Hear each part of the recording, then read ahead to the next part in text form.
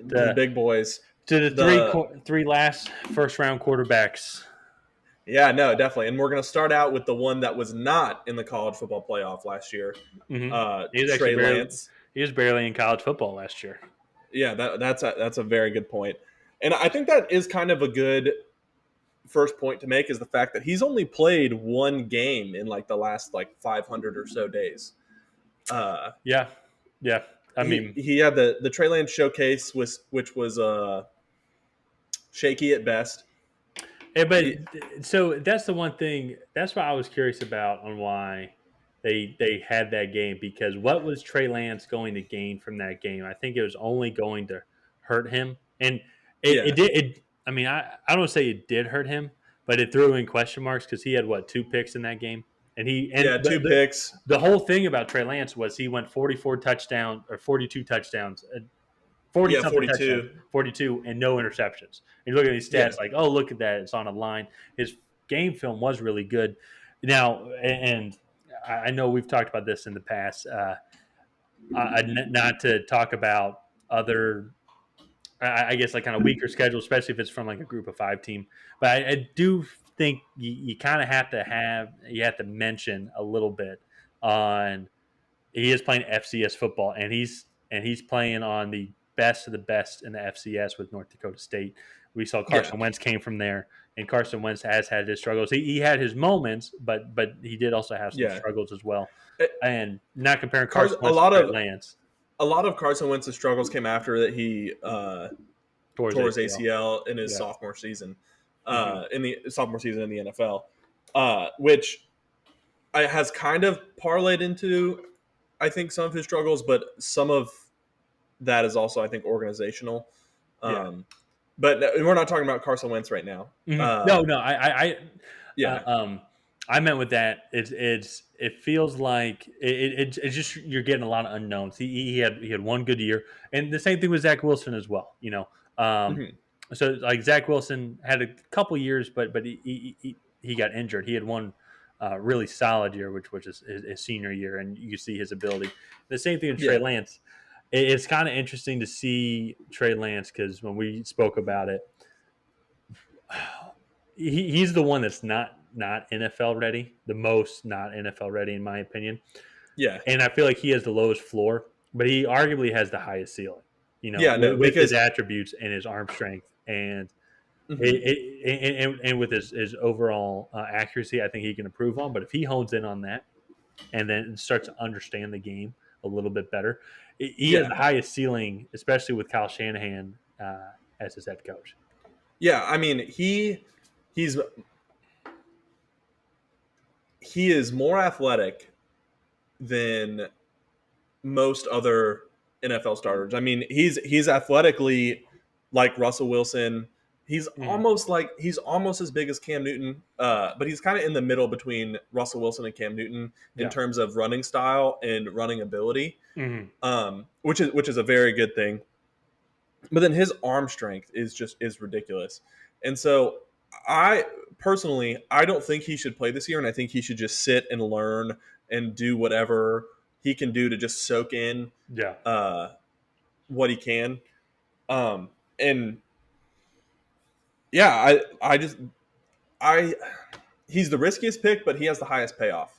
Yeah, so that's what I kind of I'm in that boat as well, and I was seeing some people saying that potentially Kyle Shanahan wants Trey Lance to start on day one, and for me, I'm looking at that 49ers team. Not much has changed since they made the Super Bowl. They had a great team last year, but just got hit by the injury bug and with COVID. Jimmy G's coming back. When he is healthy, that team is almost unbeatable. I don't see why you'd rush him. I mean, he's only 21, right? I think so. 21 to 20. He's very young. He's very young. He has so much potential talent. Why would you want to rush him? When you have a chance, you can win a Super Bowl now, groom him. And then even if Jimmy G signs another year, because Trey Lance needs one more year, and then you could potentially have another Super Bowl winning season. Or if Jimmy G gets hurt, which is highly likely, then Trey Lance Yeah. could come in after a season and a half and then start to take the team over. Yeah, So, no. And for me, my analogy for Trey Lance is kind of like he's a clay sculpture, right? And so you have this piece of clay that you have to mold into shape. But there's a potential that this piece of clay could have a huge air bubble in the middle, and as soon as you go to make anything out of it, it'll just collapse. yeah. And so for me, that's probably my biggest concern, and that's the worst case scenario for the 49ers because they did mortgage so much on Uh-huh. Trey Lance. And I I mean, and so if he doesn't hit, the 49ers are going to go into a pit of despair for a few years as they try and recover. Yeah. But Well, and it'd be different. The 49ers are in a very unique opportunity where, uh, like for example, with the Last Dance and Michael Jordan and everything like that, Jerry Krause would want to blow up the team and just start rebuilding from scratch. From mhm, there to hopefully continue the dynasty. It might take a couple years, but continue the dynasty. And that was probably honestly one of the worst things that he could do. And instead of potentially building the team a young bench, while Jordan and Pippen they try and win the seventh or maybe even if they do, then the eighth championship. And then when they want yeah, to retire or move on, then now you have these solid veterans that have learned from the best that's ever played the game. And then they can easily take in that spot. It's a smooth transition. Then you can still have a playoff and potential championship winning team. If you started Trey Lance now or maybe even next year, depending on how he develops, it's kind of like what you were saying, where now all of a sudden you have a couple of years where you're just really bad, and and, mhm, and and then you start risking a lot. You don't know how a guy's confidence is going to shake. I mean, he came from uh, the Clemson, like he's a Trevor Lawrence of the SEC.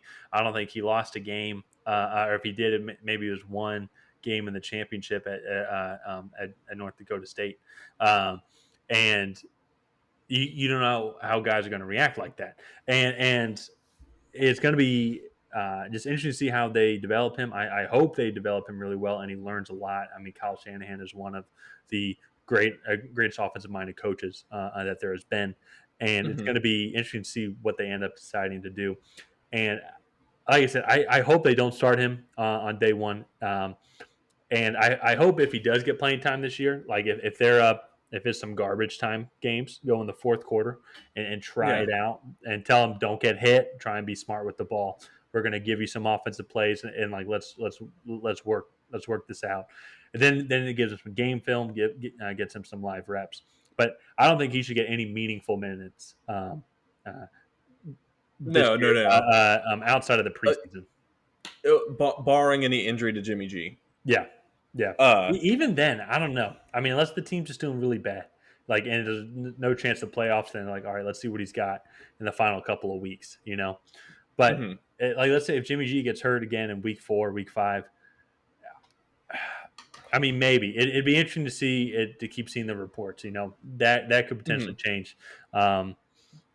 We might have to do an episode on that if Jimmy G does get hurt. So, Yeah, no. which hopefully it And doesn't.